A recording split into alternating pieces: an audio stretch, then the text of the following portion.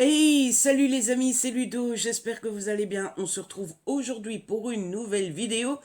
Il va s'agir d'un book haul.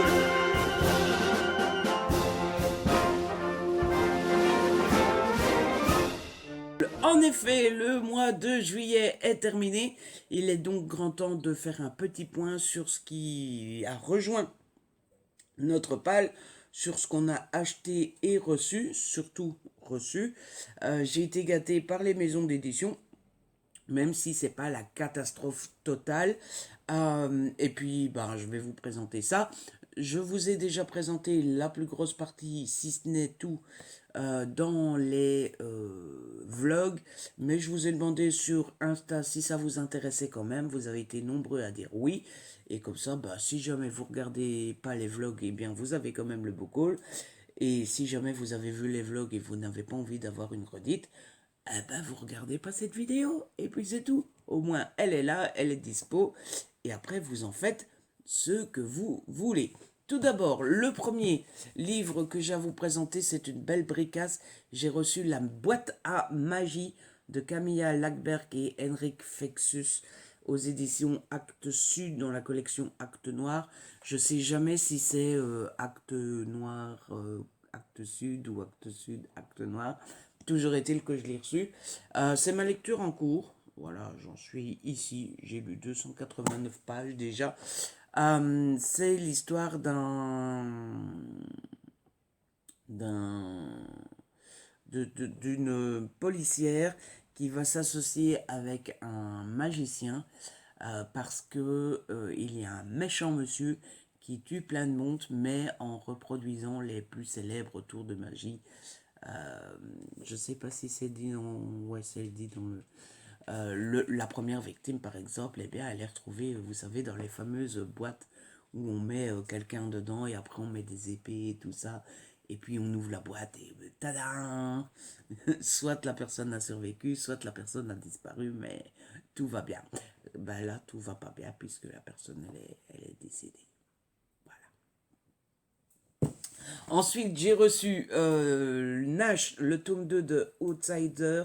C'est de Victoria Lace, c'est en auto-édition. En fait, c'est assez marrant. Quand j'ai eu fini le dernier livre de l'autrice, je lui ai envoyé un message en disant, bah voilà, il n'y a plus que cette série-là que je n'ai pas lu, etc. Elle m'a dit, t'inquiète pas, c'est bon, je te l'envoie. Et puis elle m'a dit, je t'envoie Nash. Elle m'a envoyé deux, trois messages. Et moi, j'ai pas tilté que Nash, c'était pas le premier tome. Et quand je l'ai reçu, je lui ai envoyé, je dis, écoute, excuse-moi, je suis une nouille. J'ai pas réagi, je t'ai rien dit, mais j'ai pas lu le tome 1. Et elle m'a dit, c'est pas grave, ils se lisent indépendamment, donc lis le tome 2 en premier. Et tu feras office de testeur parce qu'ils sont censés se lire indépendamment l'un de l'autre, mais comme autrice, c'est difficile de savoir si on a réussi ou pas. Et au moins, bah, je vais essayer de lire ce tome 2 sans avoir lu le 1. Et puis, euh, et puis on verra bien si ça fonctionne ou pas. Ensuite, j'ai reçu deux beaux livres. Les livres me tentaient depuis un bon moment parce que l'amie Nina adore ces livres-là. J'avais mis l'intégrale dans ma wishlist. Et puis, bah, vous savez, je ne suis pas du tout partenaire avec la maison d'édition, mais parfois sur leur Insta, ils disent, il nous en reste quelques-uns. Si jamais vous les voulez, si ça vous intéresse, eh bien faites signe. Et bah, en général, j'en profite pour faire signe. Et ils ont bien voulu me les envoyer. Donc j'ai reçu le premier tome, enfin le tome 1 et 2 de Le Prince Captif de C.S. Pacat. Donc ça englobe L'esclave qui est le tome 1 et Le guerrier qui est le tome 2. C'est aux éditions Brajlon. Ils sont de toute beauté. Je ne sais pas si la caméra leur rend hommage, mais vraiment ils sont très très très jolis. Et du coup j'ai reçu le tome 3. Alors ici c'est le tome 3 Le Roi. Et il y a une nouvelle qui va avec qui s'appelle Le Palais d'été.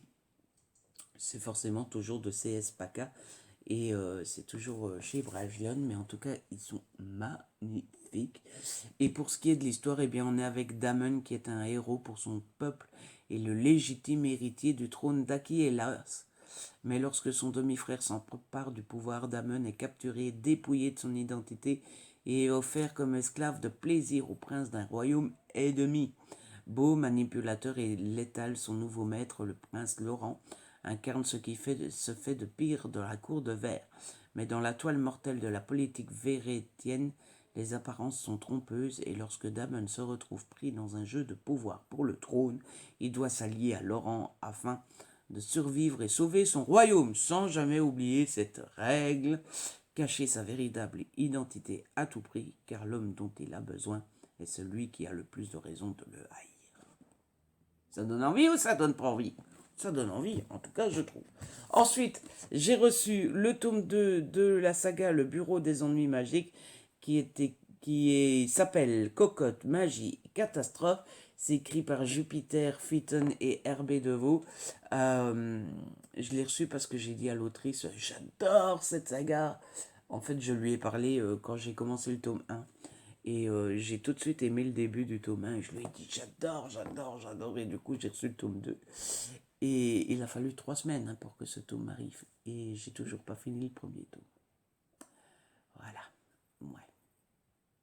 Connerie. Mais bon. On va lire ça tranquillement, à son aise. Ça va aller. Ensuite, j'ai reçu un petit jeunesse de la part de Gulfstream. J'aime beaucoup les petits jeunesses de Gulfstream. En général, ça passe tout seul et ça se lit sans appétit. Donc, ça s'appelle Nelly et Phileas, Détective Globetrotters. C'est le tome 1, Le crime de Whitechapel. C'est écrit par Roselyne Pendule et donc c'est aux éditions Gulfstream. Je ne sais plus dans quelle collection. Bon, il ne doit pas y avoir de collection.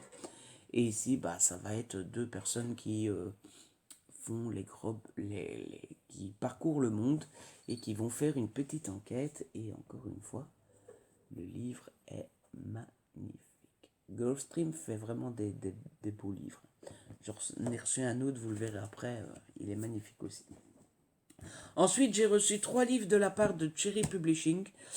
J'exagère un peu parce que j'ai déjà d'autres Cherry Publishing dans ma palle et je lis très peu en ce moment. Au mois de juillet, j'ai lu 2 livres. Et pourtant, j'ai pas pu m'empêcher de leur demander. Voilà, c'est pas bien. Non, je sais. Tout d'abord, j'ai reçu Save Your Tears de Lisa Saucy. Ici, on est dans les années 90 avec les sitcoms, les bad boys, les survettes à pression. Et c'est à cette époque que Bonnie entre dans l'adolescence, dans la cour du collège. Elle croise le regard fascinant du très populaire Sacha Bellamy, qui remarque à peine la petite 6e.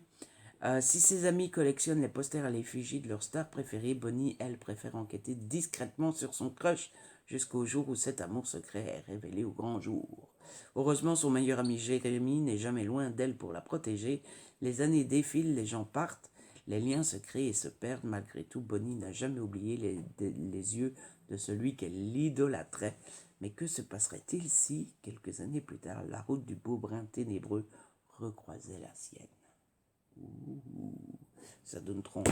Ensuite, j'ai reçu Dr. Love de Ella Jolie. Ici, on est de nouveau au lycée. Il y a une étudiante, Éléonore, qui propose qu'il y ait un courrier du cœur.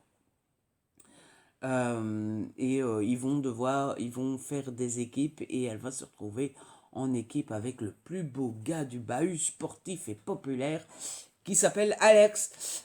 Sauf que Alex, il est sportif et sa carrière de sportif est compromise à cause d'une entorse. Et voilà. Ils vont tomber amoureux et après ils vont faire chip. Et ensuite, j'ai reçu Grand Chef Connard. C'est un spin-off, c'est de Claire Bertomy. Alors, au départ, il y a un livre à la base qui s'appelle Grand Chef... Non, Le Club des Connards.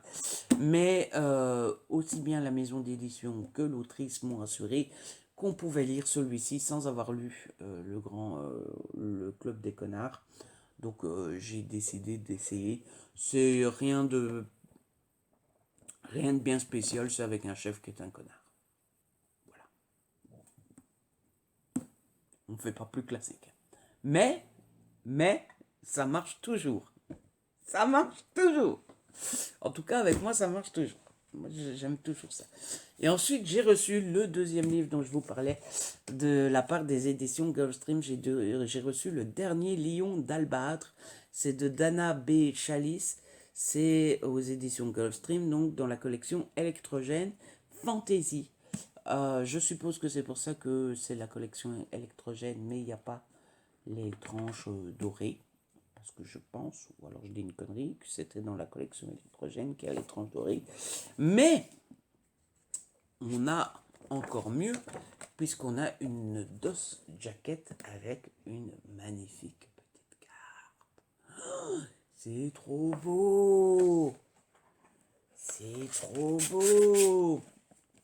Et l'histoire, c'est dans les ruelles sombres de Triniri, une ombre fugace évolue de toit en toit, aussi furtive qu'un rapace.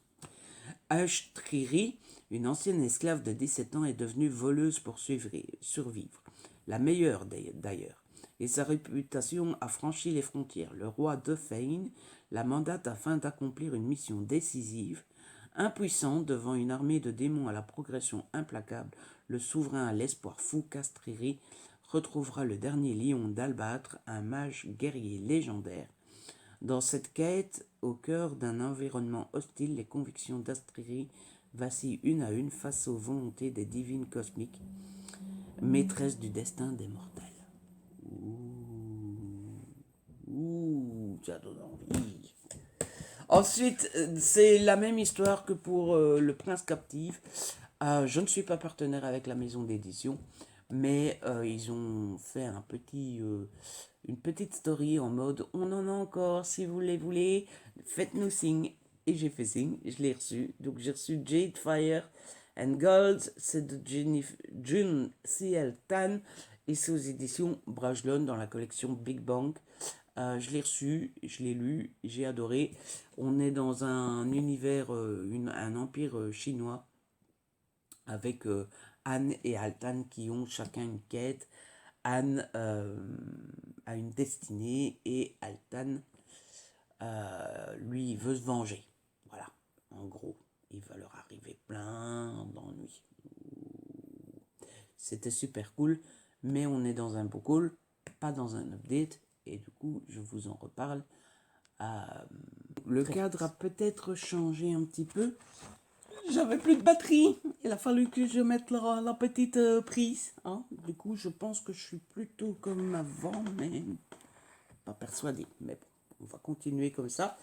Et j'ai reçu un dernier service prêt. J'ai reçu Summer Joy de Nathalie Sullivan. C'est de l'auto-édition. C'est une romance d'été. Et on va suivre Joy et Austin qui vont gagner un voyage aux Seychelles. Oh, ça fait trop rêver. Oh, qu'est-ce que ça donne envie d'aller en vacances, ce livre. Oh là là là là là là. Vous avez envie d'aller aux Seychelles, un truc de malade. Et c'est un Friends to Enemies to Lovers. C'est-à-dire qu'ils sont amis, mais ils n'arrêtent pas de se lancer des pics, ça va pas vraiment. Et puis, bon, ben, la magie de la plage, du soleil, des vacances, tout ça, tout ça. Ah, ça fait des merveilles. Ouais, ouais. Oh là là. Je me souviens de ce livre. Ça m'a fait voyager. Ah, c'était trop bien. Voilà. Je vous en reparle très vite. En update à la couture. Niveau livre, j'ai fait un achat. J'ai été sage. Un seul achat. Je me suis pris Le Chant des fantômes. C'est de Heather Fawcett. C'est des éditions PKJ. Je le trouve très joli. C'était la sortie PKJ qui m'intéressait du mois. J'avais dit, allez, je l'achète et je le lis tout de suite. Ça fait 3 semaines que je l'ai. Réfugié sur une île enchantée mouvante, Noah, ex-princesse de 11 ans, s'est donné 2 missions. Rendre son ancien royaume à sa famille et s'assurer que son grand frère ne tourne pas mal à cause de ses dons magiques impressionnants. Difficile quand elle doit aussi garder sa petite sœur incontrôlable tout en surveillant le serpent des mers qui les accompagne. Ça fait beaucoup, dites donc. Elle croit avoir enfin trouvé une solution lorsqu'il découvre un langage magique depuis longtemps oublié. Oh, cela pourrait-il les aider à reconquérir ce qu'ils ont perdu? Point d'interrogation. Le doute s'insinue dans l'esprit de Noah. Et si elle avait ouvert la voie à un pouvoir encore plus sombre? Ça me donne envie de le lire. Oui, mais ça fait 3 semaines que je l'ai toujours pas lu. À un moment, ça devient désespérant tout ça. Et enfin, la dernière chose que j'ai à vous montrer, c'est une BD que j'ai reçue en service presse. J'ai reçu Soul, le tome 1, Les Dieux Célestes, c'est de Blaed et Vukik. C'est aux éditions Galopsia. Bon, je vais vous montrer un peu les dessins. Je ne connaissais absolument pas. Ce n'est pas moi qui l'ai demandé. J'ai rien fait. En fait, c'est un attaché de presse indépendant qui est venu me voir sur Insta. Et qui m'a dit, tiens Ludo, je sais que t'aimes les BD, tu en veux une? Bah, pourquoi pas. Et donc, il me l'a envoyé. Ce qui est assez marrant, c'est que cet attaché de presse s'occupe de Dupuis. Et vous savez que je suis fan de Dupuis. Donc, quand il est venu me voir, j'étais là en mode, il va m'envoyer des Dupuis. Mais en fait, non, parce qu'il s'occupe de Dupuis, mais que pour la presse traditionnelle. Vous savez, les journaux, tout ça, pas pour les blogueurs. Donc, bon, bah, j'ai reçu ça. Alors, pour l'histoire, c'est Bronn et Mira, de redoutables jumeaux d'une espèce inconnue, naviguent dans les intrigues politiques d'un continent composé d'une myriade de royaumes et de cultures, orphelins dès leur plus jeune âge. Cet étrange duo a fait carrière au service de la puissante Astaeria, le plus grand royaume du continent. Désormais, ils sont chargés de protéger la jeune princesse Philelle. Parviendront-ils à suivre le rythme de la princesse la plus facétieuse de Cérès? Voilà, je n'en sais absolument pas plus que ça, et on découvrira ça en temps voulu, tranquillement, tranquillou bilou. Voilà, tout simplement. Et c'est avec ça que se termine le bocal. J'espère que la vidéo vous a plu, les amis. Moi, j'ai pris beaucoup de plaisir à la tourner. Pour vous dire la vérité, on est au matin et je viens de me lever. Voilà. Enfin, je me suis lavé, tout ça, hein, mais... Donc, je me suis senti de temps en temps en mode, ça se sent que tu n'es pas réveillé depuis longtemps. Est-ce que ça s'est vu à la caméra? Vous me le direz en commentaire. En tout cas, j'espère que la vidéo vous a plu. Si c'est le cas, n'hésitez pas à la liker, à la partager. N'hésitez pas à me laisser un petit commentaire. Vous savez que j'adore vous lire. Si ce n'est pas encore fait, abonnez-vous. C'est gratuit et ça fait plaisir. On se retrouve très vite pour une nouvelle vidéo. D'ici là, prenez soin de vous et de ceux que vous aimez. Ciao, bye bye.